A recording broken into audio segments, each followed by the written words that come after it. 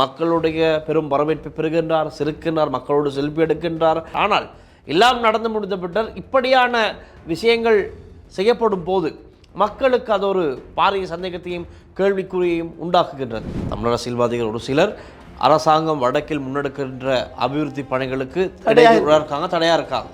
அது என்ன திட்டமாக இருக்கலாம்? அவங்களோட நோக்கம் என்னவா இருக்கும்? அவங்க முழுக்க அவர்களுடைய நோக்கம் அவர்களுடைய அரசியல் தலைமைத்துவத்துக்கு.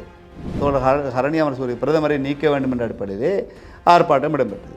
ஆனால் பல பகுதிகளிலே பெற்றோர்கள் வந்து ஆர்ப்பாட்டம் நடத்தினார்கள். இதுக்கு அரசாங்கம் பின்புலத்தில் இருக்கிறதா? மஹிந்த ராஜபக்சனுடைய மனைவி இப்போ FCIDக்கு அழைக்கப்பட்டிருக்கதாக சொல்லப்பட்டிருக்கிறது. என்ன நடக்க போகிறது இந்த வாரம்? எதுவும் பரபரப்பாக இருக்குமா? வெறும் அந்த 40 கோடி ரூபாய்க்குரிய சரியான விளக்கத்தை கொடுக்கவில்லை என்றால் கைது செய்யப்படுவதற்காகவோ வழக்கு தொடர்வதற்காகவோ இருக்கிறதான குற்றப்பத்திரிகை வைப்பதற்கான நடவடிக்கை எடுக்கும்.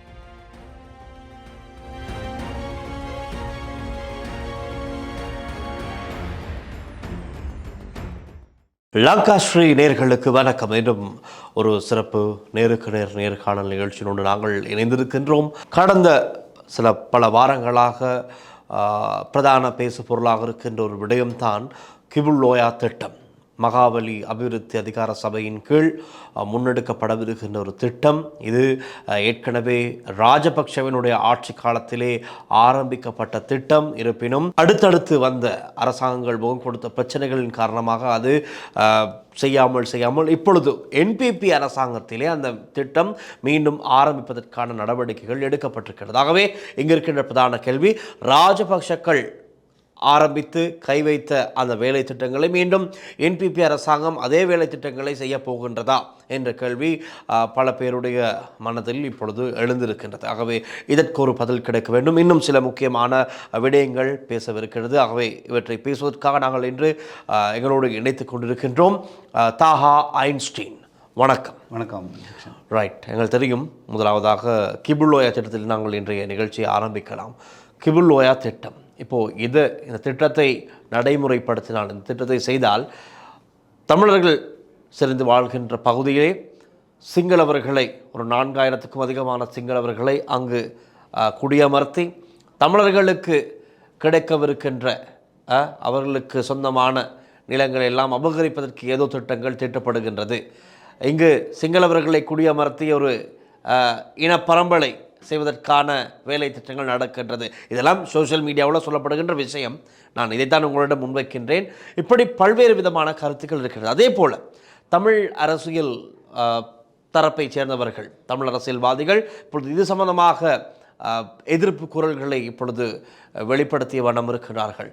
மாபெரும் எதிர்ப்பு ஆர்ப்பாட்டங்களை நடத்துவதற்கும் தயாராகி வருகின்றார்கள். மக்கள் இதற்கு ஆதரவு தெரிவிக்க வேண்டும், இந்த ஆர்ப்பாட்டங்களில் மக்களும் கலந்து கொள்ள வேண்டும் என்றெல்லாம் இப்பொழுது நாங்கள் பார்த்தோம்னால் MA சுமந்திரன் அவர்கள், முன்னாள் பார்லமெண்ட் உறுப்பினர் கூட ஒரு ஊடக சந்திப்பை நடத்தி மக்களை அழைக்கின்றார்.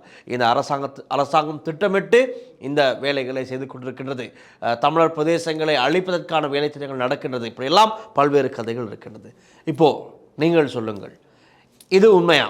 இந்த திட்டம் ஏன் செய்ய போகின்றார்கள்?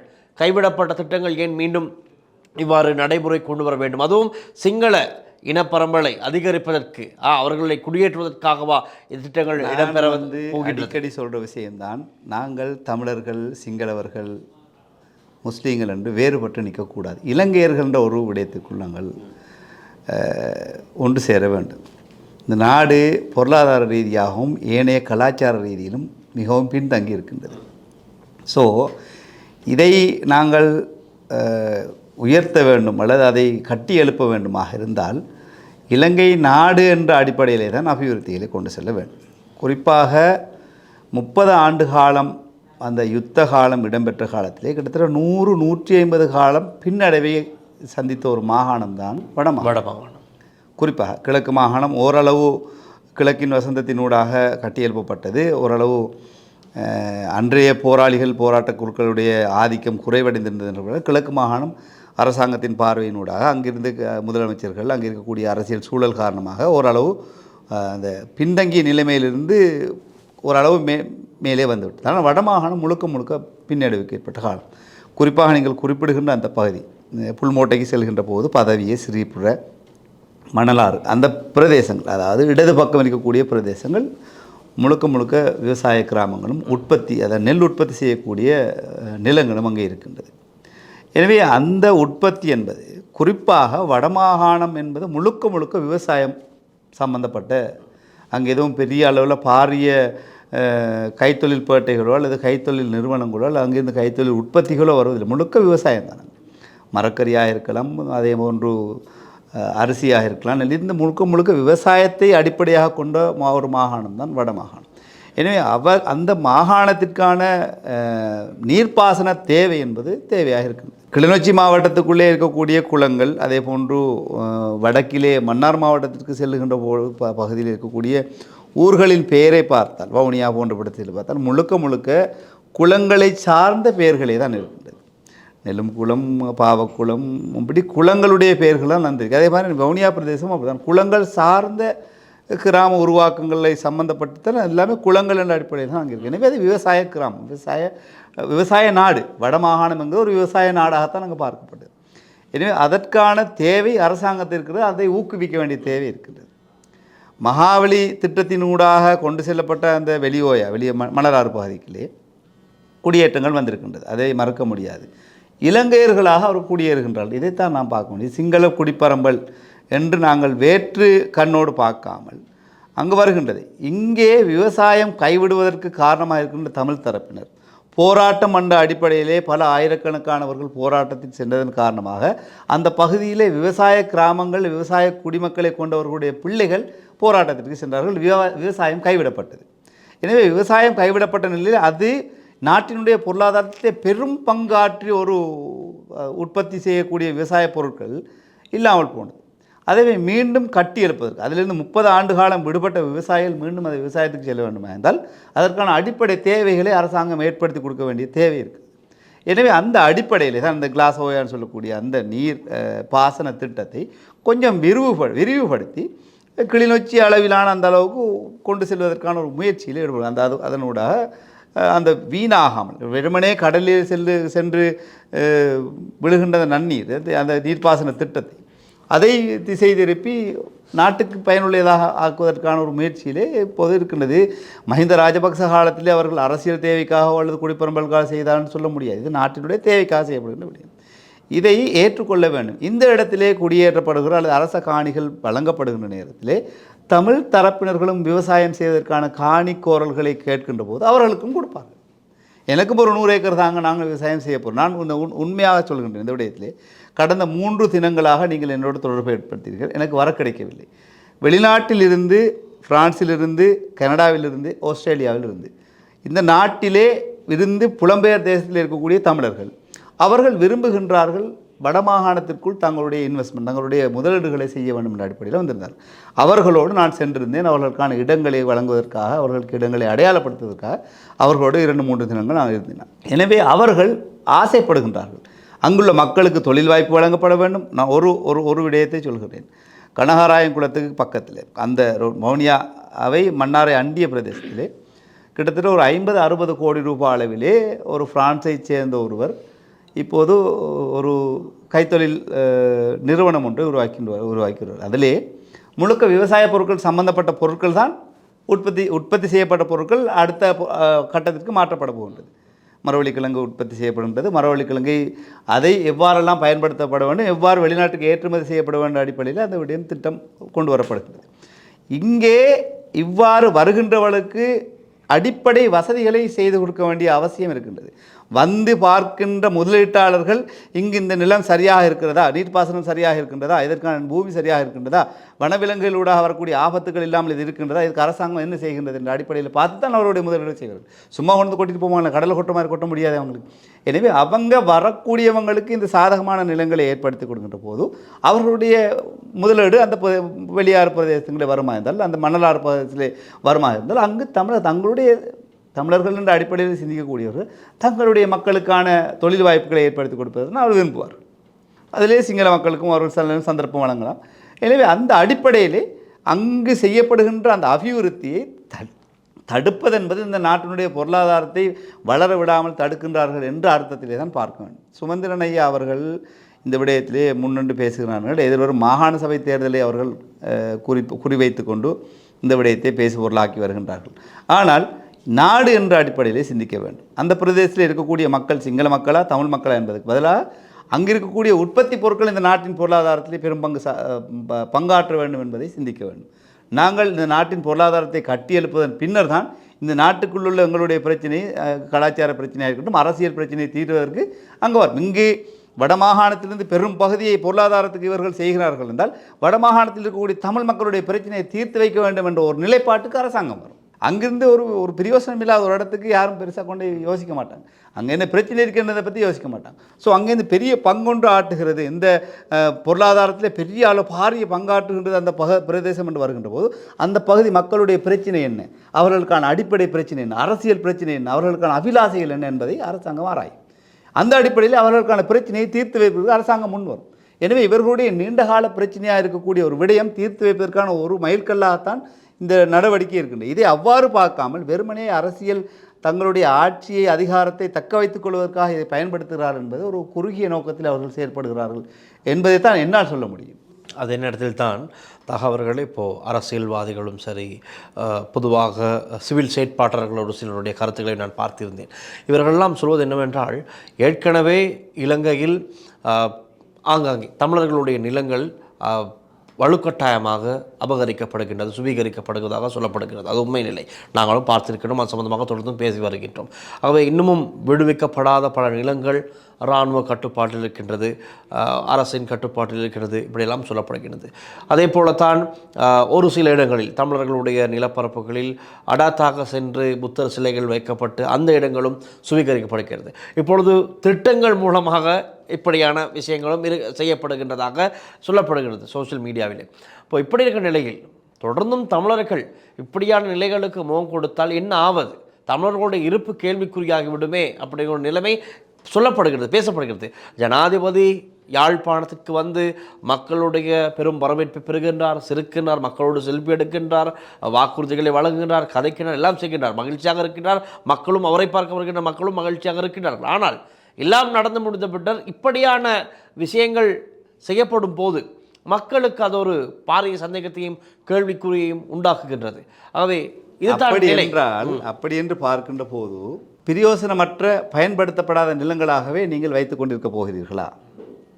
உதாரணத்துக்கு ஒரு 1.5 மாதம் 2 மாதங்களுக்கு முன்பு கனடாவிலிருந்து ஒரு முதலீட்டாளர், கனடா அல்ல அவர், இலங்கை புலம்பெயர் தேசத்தில் இருக்கிற கனடா சிட்டிசன், அவர் இந்த நாட்டிலே எதையாவது செய்ய வேண்டும் என்ற அடிப்படையில் தமது நாட்டை சொர்க்கமே என்றாலும் நம்மூரை போல வாங்க அந்த ஊருக்கு வர பார்க்கணும், எதையாவது செய்ய விருப்பப்படுறாங்க. ஒரு தமிழர் புலம்பெயர் தேசத்திலிருந்து இந்த நாட்டுக்குள்ளே அவர்கள் கொண்டு வடமாகாணத்திற்குள் அவர் அதை முதலீடு செய்ய வேண்டும் என்று விரும்பக்கூடிய ஒரு தமிழருக்கு காணி கேட்டு செல்கின்ற நேரம் அங்கே இருக்கக்கூடிய ஏஜியே காணி இல்லைன்னு ஒரே அடியாக முகத்தில் சொல்கிறேன்.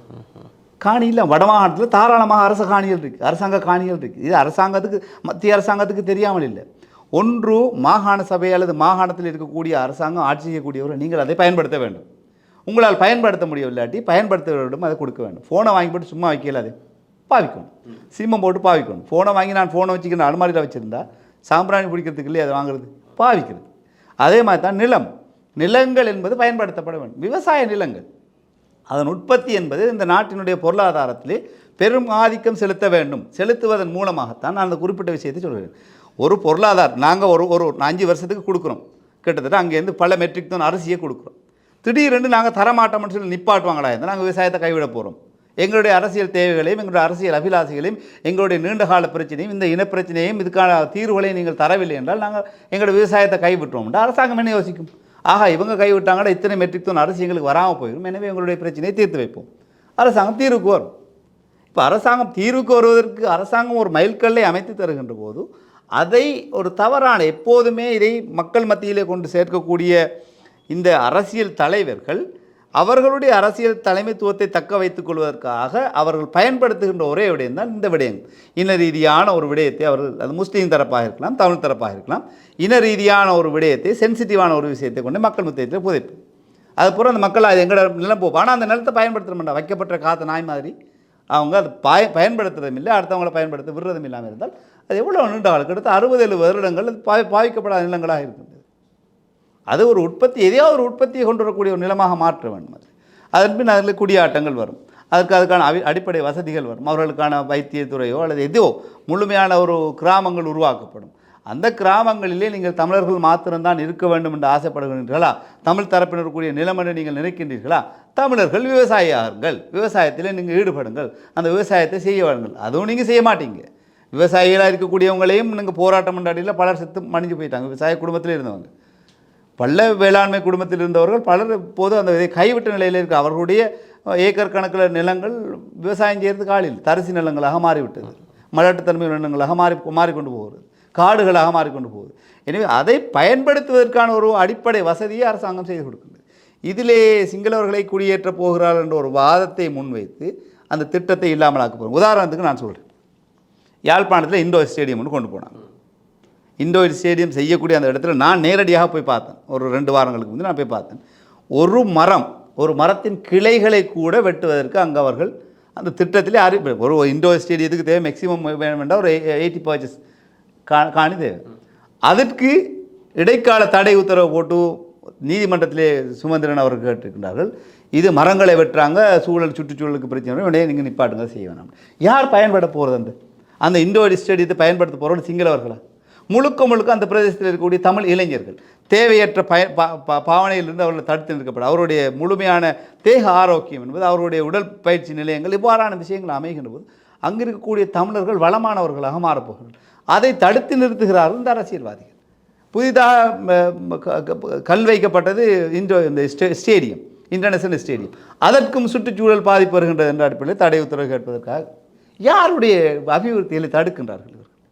அங்கே இருக்கக்கூடிய இளைஞர்களுடைய, அங்கே இருக்கக்கூடிய யுவதிகளுடைய, அங்கே இருக்கக்கூடிய தமிழர்களுடைய அவருடைய அரசியல் அபிலாசைகளை மாத்திரம் இவர்கள் தடுக்கவில்லை, அவருடைய முழு அபிவிருத்திகளையும் இவர் தடுத்து வருகின்றார். ஒன்று, இவர்கள் அபிவிருத்தி அரசியல் செய்ய வேண்டும்.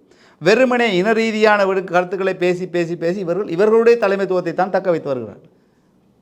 இவருடைய தலைமைத்துவத்தை தக்க வைப்பது, அதில் ஏதாவது தவறு என்றால் யாரை வேண்டுமானாலும் கொள்வதற்கு ஒரு தயாரான நிலையில் தான் இருக்கிறார். யாரை கொண்டாவது அவர் தங்களுடைய தலைமைத்துவத்தை வைத்துக்கொள்ள வேண்டும். நீண்ட காலமாக இதைத்தான் செய்து வருகிறார். இதிலே தமிழ் தரப்பினர்களும் தமிழ் மக்களும் இதை உணர்ந்து கொள்ள வேண்டும். அங்கு சிங்கள மக்களை குடியேற்ற வருகின்ற போது அங்கே இருக்கக்கூடிய யாருடைய ஆட்சி இருக்குன்னு அங்கே இருக்கக்கூடிய அரசு அதிபர்களாக இருக்கலாம், ஜிஏயாக இருக்கலாம், ஏஜியாக இருக்கலாம், டிஸ்ட்ரிக்ட் செக்ரட்டரியாக இருக்கலாம், தமிழர்கள் நியமிக்கப்பட்டிருக்கிறார். நீங்கள் காணி கொடுக்குற, நீங்கள் தமிழர்களை கூப்பிட்டு கொடுங்க, வாங்க விவசாயத்தை செய்யுங்க, 20 ஏக்கர் காணியில் நீங்கள் விவசாயம் செய்யுங்க, தமிழர்கள் கொடுங்க, ஏன் வர போகிறாங்க சிங்களாக்க? காணி இருக்குது, தமிழர்கள் போகிறீங்க இல்லை, அதை பயன்படுத்தப்பட வேண்டியதுக்காக யாராவது விரும்புகிறாங்கன்னா அவங்கள கொடுக்குறாங்க, அவங்களோட உற்பத்தி வருது. இதை நீங்கள் அவங்கள தடுக்கணும்னு நீங்கள் நினச்சிங்கன்னா அங்கே இருக்கக்கூடிய தமிழர்களை ஊக்குவிங்க, அவங்களுக்கு கடனை கொடுங்க. கடனை கொடுத்து போட்டு அவனை கடனாளி ஆக்கி அவனை வட்டி கட்டிக்கிட்டு இருக்கக்கூடிய நாக்கு வேணாம். ஏதோ ஒரு இலகு கடன் அடிப்படையில் அவங்களுக்கு கடனை கொடுங்க, விவசாயத்தை உற்பத்தி பெருக்கிறதுக்கு, மாடு பண்ணை வளர்க்குறதுக்கு, இது மாதிரி விடயங்களுக்கு அந்த திட்டங்கள் ஒரு திட்டங்களையும் செய்கிறாங்க இல்லை. திட்டங்களை செய்ய வார புலம்பெயர் தேசத்து முதலீட்டாளர்களுக்கும் அவங்க உறுதுணையாக நிற்கிறாங்க இல்லை, அவங்கள கஷ்டப்படுத்துகிறாங்க. அவங்க 1 மாதம் லீவில் நின்று இந்த அலை கழிஞ்சு 7ஆவது மட்டும் விட்டுட்டு போகிறாங்க. ஒவ்வொரு இன்வெஸ்டர் ஒவ்வொருத்தரும் இதற்கு முன்னே அரசாங்கத்திலும் சரி, இதற்கு முன்னரும் சரி, பல ஆசைகளோடு கைவிட்ட நிலையில் இந்த அரசாங்கத்திலாவது நாங்கள் இதை செய்வோம் என்ற நோக்கத்திலே வந்திருக்கிறாங்க. சிலர் முதலீடு செய்து விட்டார்கள். 22 கோடி 30 கோடி ரூபாய்க்கு ஆரம்ப கட்ட பணிகளை ஆரம்பித்து விட்டு அடுத்த கட்டத்துக்கு போக முடியாமல் காணி வழங்குறதுக்கு இல்லாத நிலைமையில் விடுபட்ட நிலைமையில் இருக்கிறாங்க. ஸோ இப்போ தாகாயின் அவர்களுடைய கூற்றின்படி எங்களுக்கு ஒரு விஷயத்துக்கு சொல்லக்கூடியதாக இருக்கும். இப்போ தமிழ் அரசியல் தரப்பில் தமிழ் அரசியல்வாதிகள் ஒரு சிலர் அரசாங்கம் வடக்கில் முன்னெடுக்கின்ற அபிவிருத்தி பணிகளுக்கு தடையாக இருக்காங்க. இப்போ அது என்ன திட்டமாக இருக்கலாம்? அவங்களோட நோக்கம் என்னவாக இருக்கும்? அவங்க முழுக்க அவர்களுடைய நோக்கம் அவர்களுடைய அரசியல் தலைமைத்துவத்தை வேண்டும். இந்த தமிழ் தேசியம் பேசக்கூடிய என்னை பொறுத்தவரை அவர்களை போலி தமிழ் தேசியவாதிகளை தான் நான் குறிப்பிடுகின்றேன். போலி தமிழ் தேசம் பேசக்கூடிய கடந்த கால அரசியல் தலைமைகள் அவர்களுடைய அரசியல் பரம்பரையாக அவர் வைத்துக்கொண்டு வருகின்ற அந்த அரசியல் தலைமைத்துவத்தை தக்க வைத்துக் கொள்வதற்காகத்தான் அவர்கள் இவ்வாறான இன ரீதியான முறுகலை ஏற்படுத்தக்கூடிய கருத்துக்களை மக்கள் மத்தியிலே புதைத்து வருகின்றார்கள். முழுக்க அவர்களுக்கு குற்றச்சாட்டை வைக்க முடியும். அவர்கள் தங்களுடைய தலைமைத்துவத்தை பாதுகாக்க வேண்டும் என்பதற்காகத்தான் அவர்கள் எந்த விதமான அபிவிருத்தியை மக்களுக்கு கொண்டு வந்து கொடுக்க வேண்டும் என்ற எந்த நோக்கமும் அவர்களுக்கு இல்லை. கடந்த வாரம் சட்டமா அதிபர் திணைக்களத்துக்கு முன்பாக புதுக்கடை நீதிமன்றத்துக்கு அந்த பகுதியில் சட்டமா அதிபர் திணைக்களத்துக்கு முன்பாக ஒரு ஆர்ப்பாட்டம்.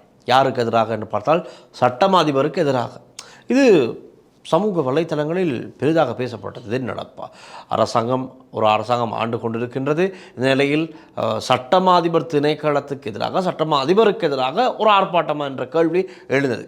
அந்த இடத்தில் இளம் ஊடகவியலாளர் சங்கத்தைச் சேர்ந்த தரிந்து விடுவதற்கு அவர்களுடைய நண்பர்கள், அதே போல் 11 பேர் காணாமல் போன வழக்கில் இருக்கின்ற பிரதான சாட்சியாளர்கள், பெற்றோர்கள், அந்த காணாமல் போனவருடைய பெற்றோர்கள் எல்லாம் அந்த இடத்துக்கு வந்திருந்தார்கள். அதே போல் அது சம்பந்தப்பட்ட சட்டத்தரணிகள் ஒருவரும் வந்திருந்தார். இலகுவாக சொல்வதாக இருந்தால் இப்போது இருக்கக்கூடிய அட்டர்னரி ஜெனரல் ஊடாக நேரடியாக பாதிப்புக்குள்ளானவர்கள் குறிப்பிடக்கூடிய ஒரு தரப்பினர் அங்கே இருந்தார். அந்த 11 பேர் விடயத்திலே இதுவரையில் அந்த வழக்கு தாக்கல் செய்யப்படவில்லை. எனவே நேரடியாக இவருடைய தாமதத்தின் காரணமாக தான் இந்த வழக்கல் முன்னெடுத்து செல்ல முடியாத நிலை இருக்கின்றது. எனவே அந்த அடிப்படையில் அவர்கள் இப்படித்தான் இருக்கின்றது. ஆக அது மட்டுமல்ல, லசாத விக்ரமசிங்களுடைய கொலை வழக்கு, தாஜுதீன், அதே போல் இன்னும் பல விஷயங்கள் இப்படி சம்பந்தப்பட்டிருப்பதாக சொல்லப்படுகிறது. ஆகவே இப்பொழுது இருக்கின்ற சட்டமா அதிபர் ரணில் விக்ரமசிங்கவால் பதவியில் நியமிக்கப்பட்டவர். அதனால்தான் இவர் வேண்டுமென்றே இந்த வழக்குகளை தாமதப்படுத்தி கொண்டிருக்கின்றார்.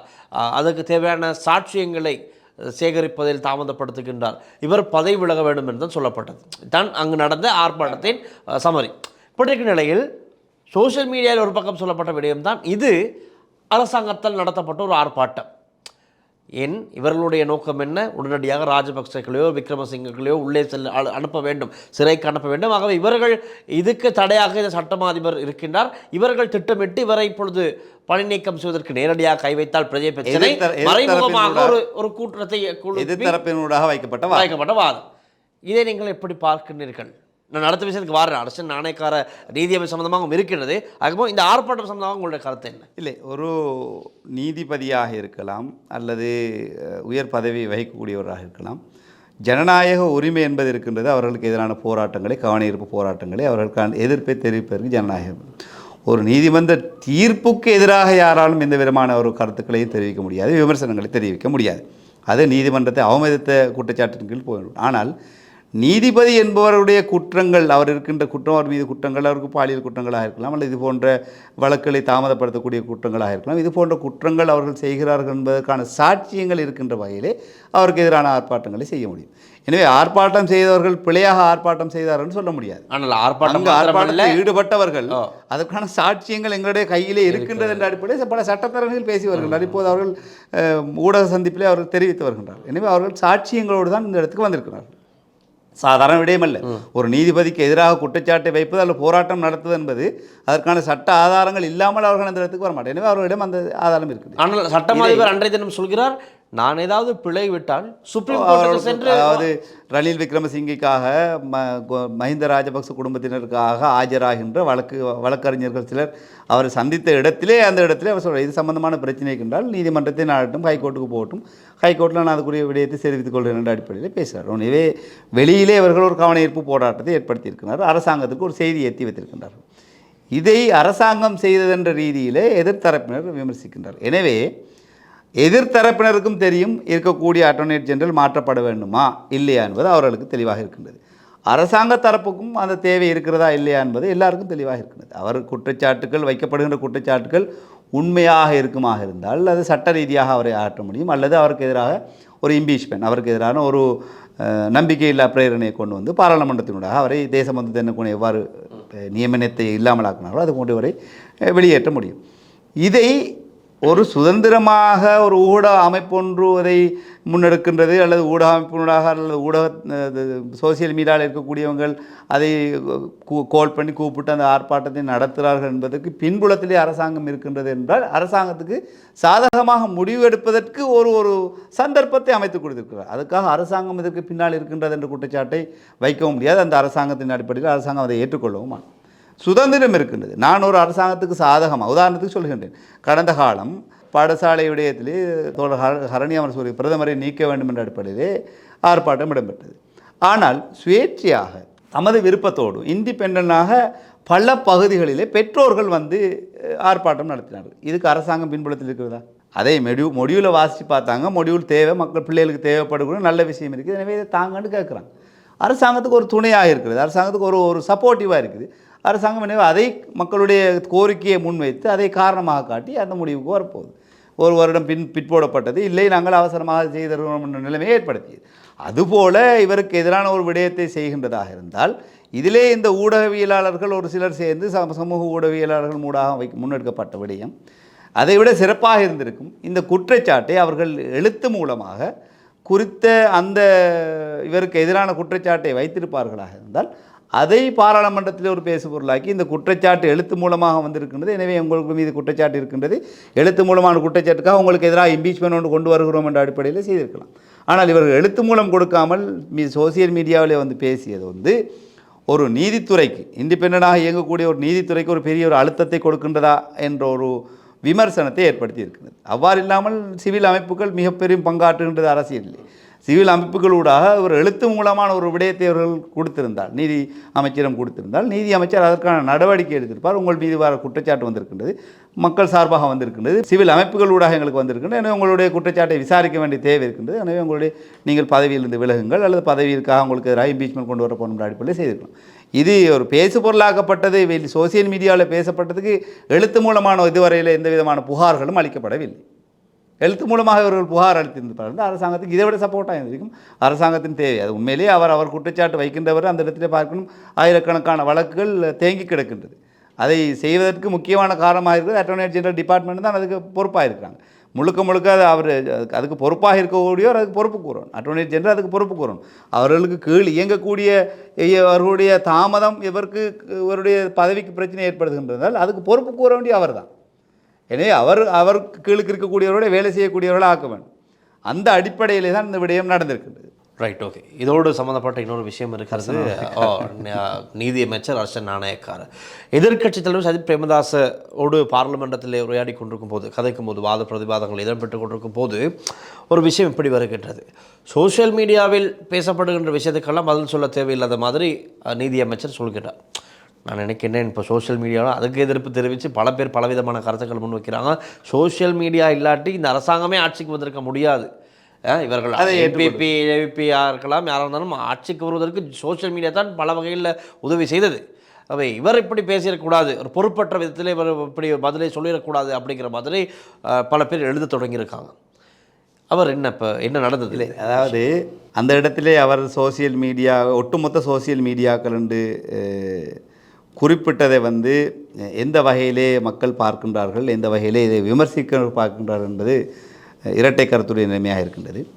ஆனால் சோசியல் மீடியாக்களுடைய தார்மீக பொறுப்பு, அவர்களுக்கான சில கடமைகள் என்பது இந்த நாடு தவறான விதத்திலே போகின்றது என்றால் அந்த நாட்டை கட்டியெழுப்ப வேண்டும், இந்த நாட்டு தவறான இடத்திலிருந்து தடுக்கணும் என்பதை அவங்களுக்கு இருக்கக்கூடிய பொறுப்பு. உதாரணத்துக்கு நான் ஒரு சரளமான ஒரு உதாரணத்தை குறிப்பிட்டேன். ஒரு ஆசிரியர் இந்த நாட்டினுடைய உயர் பதவியில் இருக்கக்கூடிய ஒரு நீதிபதியை உருவாக்குகிறார், வைத்தியரை உருவாக்குகிறார், ஒரு பொறியியலாளரை உருவாக்குகின்ற அந்த ஆசிரியருக்கு எந்த உரிமையும் கிடையாது. நீ இந்த மருந்தை தான் கொடுக்கணும்னு சொல்கிறதுக்கு, டாக்டருக்கு இந்த மருந்தை தான் கொடுக்கணும்னு சொல்கிறதுக்கு உரிமையும் கிடையாது. இந்த தீர்ப்பைத்தான் வழங்க வேண்டும் என்பது என்ற அடிப்படையிலே நீதிபதியை கட்டுப்படுத்தவும் முடியாது, அவருக்கு வலியுறுத்தவும் முடியாது ஒரு ஆசிரியர். ஆனால் அவரை உருவாக்குவதற்கு மிகப்பெரிய பங்காற்றியவர் அந்த ஆசிரியர். அதுபோல தான் இந்த மீடியாக்கள் என்பது இந்த அரசாங்கத்தை உருவாக்குவதற்கு, ஆட்சி அதிகாரங்களை மாற்றுவதற்குரிய மிகப்பெரிய பங்காற்றக்கூடிய ஒரு நிறுவனம். அவர்களுக்கு உரிமை அல்ல நீங்கள் இவரை வெளியேற்றுங்கன்னு சொல்கிறதுக்கு உரிமை கிடையாது, அவருக்கு அதை செய்யுங்கன்னு சொல்கிறதுக்குரிய உரிமை கிடையாது, மருந்தை நீங்கள் கொடுங்கன்னு சொல்கிறதுக்கு ஆசிரியருக்கு எந்த உரிமை இல்லையோ அதே மாதிரி உரிமை இவர்களுக்கும் மீடியாவுக்கு. ஆனால் மீடியாவுக்குரிய தார்மீக பொறுப்பு இருக்கின்றது. நாட்டை தவறான விதத்தில் இட்டுக்கொண்டு செல்கின்றார்களாக இருந்தால் அந்த மீடியாக்களூடாக மக்களை தெளிவுபடுத்தி இந்த ஆட்சி அதிகாரத்தை மாற்றக்கூடிய அந்த வலிமை அந்த மீடியாக்களுக்கு இருக்கின்றது. அதிலே சோசியல் மீடியாக்கள் வந்து மிக முக்கிய பங்காற்றுகின்றது ஆட்சி அதிகாரத்தை மாற்றுகின்ற விடயத்திலே. சொல்லப்போனால் கடந்த ஆட்சி காலத்திலே மீடியாக்களூடாகத்தான் இந்த பாம்பை காட்டினாங்க. சில ஊடகங்களூடாக கரணி ஆற்றிலிருந்து சைனா போத்தில் வந்து காட்டு டாக்டர் சாஃபியுடைய விடயத்தை கொண்டு சென்றார்கள். இந்த சொல்லக்கூடிய இந்த கொத்து உள்ளாடைகள் சம்பந்தப்பட்ட விஷயங்களை மிக பொய்யான கேவலமான ஒரு விடயத்தை மீடியாக்களூடாகத்தான் கொண்டு சென்றார்கள். அதன் மூலமாக தான் ஆட்சி மாற்றத்தை கொண்டு வந்தது. அதற்கு பின் அது தவறு என்பதை உணர்ந்த பல சோசியல் மீடியாக்கள் இதற்கு எதிராக செயற்பட்டார்கள், ஆட்சி மாற்றத்தை கொண்டு வந்தார்கள். இதிலே மாற்று கருத்து இல்லை. அவர்களுடைய தார்மீக பொறுப்பை செய்கின்றார்கள். தார்மீக பொறுப்பு ஒரு லிமிட் தான் இருக்குது. அந்த லிமிட்டுக்கு மேலே அவங்க சிந்திக்க முடியாது, அதுக்கு மேலே போய் கட்டுப்படுத்த முடியாது. இந்த இடத்திலே ஹர்ஷன நாணயக்கார நீதி அமைச்சர் அவர்கள் பாராளுமன்றத்துக்குள்ளே ஒட்டுமொத்த சோசியல் மீடியாவை அவர் பயன்படுத்தினாரா, அல்லது இந்த அரசாங்கத்திற்கு எதிராக சில விடயங்களை வருகின்ற பேசுகின்ற பல சோசியல் மீடியாவுக்கு ரெண்டு சைடும் இருக்கிறாங்க. அரசாங்கத்துக்கு சாதகமாக செயற்படக்கூடிய சோசியல் மீடியாவும் இருக்குது, அரசாங்கத்துக்கு பாதகமாக செயற்படக்கூடிய சோசியல் மீடியாக்களும் இருக்குது. எனவே அவர் சோசியல் மீடியான்ற விடயத்தில் இவர் குறிப்பிட்டது இந்த விடயத்தை பேசிய அந்த சோசியல் மீடியாக்களை பேசினார் அல்லது ஒட்டுமொத்தமாக பேசியிருக்கிறாரா என்ற விடயம் ஆராயப்பட வேண்டும். அதற்கான கருத்தை அவர்தான் தெரிவிக்க வேண்டும். நான் இல்லை எங்களுக்கு எதிராக தெரிவிக்கக்கூடிய அல்லது அது அந்த இடத்துல குறிப்பிடுகிறார். உங்களை பற்றியும் தவறான பல விடயங்களை தெரிவிக்கின்றது சோசியல் மீடியா.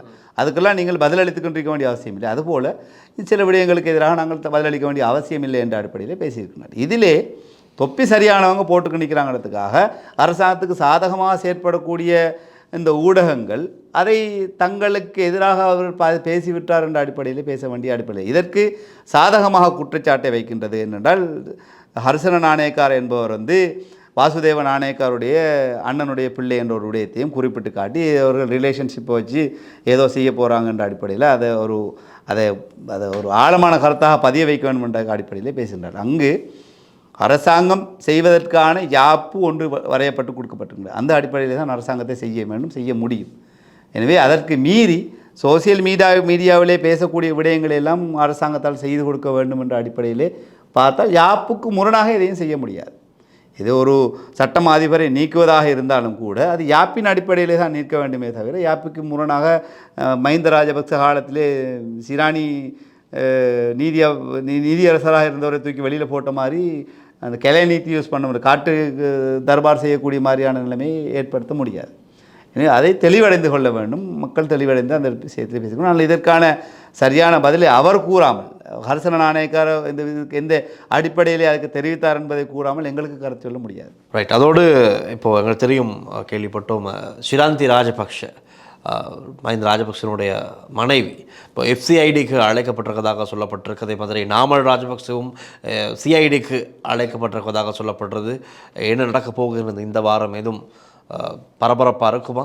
இல்லை, குற்றச்சாட்டுக்கள் முன்வைக்கப்பட்டவர் என்ற பட்டியலிலே கடந்த கால அரசியல்வாதிகளுடைய பாரியார்கள், அவருடைய பிள்ளைகள் என்று பட்டியல் நீண்டு கொண்டே செல்கின்றது. அந்த அடிப்படையிலே சில சாட்சியங்கள் சாதகமாக இருக்கக்கூடிய வழக்குகள் விசாரணைகள் முன்னெடுக்கப்பட்டு வருகின்றது. நாமல் ராஜபக்சேயும் இந்த விடயத்திலே தொய்வடைந்திருக்கிறார். அவருடைய முகபாவனை, அவருடைய பேச்சுக்கள் என்பது மிகவும் தொய்வடைந்திருக்கிறது. தனக்கான வலை சரியாக பின்னப்பட்டிருக்கின்றது, தான் மாட்டப்போகிறேன் என்ற அடிப்படையிலே அவருடைய கடந்த கால செயற்பாடுகள் அது தெளிவாக விளங்கப்படுத்துகின்றது. எனவே இப்போ அவருடைய தாயாருக்கு எதிராக 40 கோடி ரூபாய் பெறுமதியான சொத்து அவருடைய பேரில் இருக்கின்றது. எனவே எந்த அடிப்படையிலே நீங்கள் இந்த சொத்து சேகரித்தீர்கள், சொத்து குவிப்பு எவ்வாறு வந்தது என்பதற்கான விளக்கத்தை கேட்பதற்காக எஃப்சிஐடியினூடாக அழைத்திருக்கின்றார்கள். அவர் ஒரு தொழில் அதிபரா அல்லது தொழில் செய்கிறாரா என்ற விடயத்துக்கான சரியான சாட்சியங்களை அவர் அளிப்பாரா என்றால் விடுவிக்கப்படுவார். இல்லை, கூற முடியவில்லை என்றால் மஹிந்த ராஜபக்சேவுடைய செக்ரட்டரியாக இருந்தவர் தன்னுடைய 4 கோடி ரூபாவுக்கு எவ்வாறு அந்த காசு வந்ததுன்றதுக்கு தெளிவு கொடுக்காத காரணமாக சிறைவாசத்துக்கு அனுப்பப்பட்டது போல இவரும் அந்த 40 கோடி ரூபாவுக்குரிய சரியான விளக்கத்தை கொடுக்கவில்லை என்றால் கைது செய்யப்படுவதற்காகவோ வழக்கு தொடர்வதற்காகவோ இருக்கிறதுனால குற்றப்பத்திரிகை வைப்பதற்கான நடவடிக்கை எடுக்கணும். ஆனால் அதே போன்று தான் நாமல் ராஜபக்சேவுடைய விடயம் வருகின்றது. இன்னும் 2 தினங்களிலே ரணில் விக்ரமசிங்கவுடைய வழக்கு வர இருக்கின்றது. எனவே இவ்வாறான விடயங்கள் இந்த வருடம் என்பது கரப்ஷனுக்குரிய அவற்றை செய்யக்கூடியவர்களுக்கு எதிரான ஒரு வருடமாகத்தான் பார்க்கப்படுகின்றது. இந்த வருடத்தில் அநேகமான ஊழல் குற்றச்சாட்டுகளுக்கு சம்பந்தப்பட்டவர்களுக்கான பிடி ஆணைகள் பிறப்பிக்கக்கூடிய ஒரு ஆண்டாக பார்க்கக்கூடிய. ரைட். ஏதோ ஜோசியரை போல் நீங்கள் இறுதியில் சொல்லி கொடுத்திருக்கிறீர்கள்.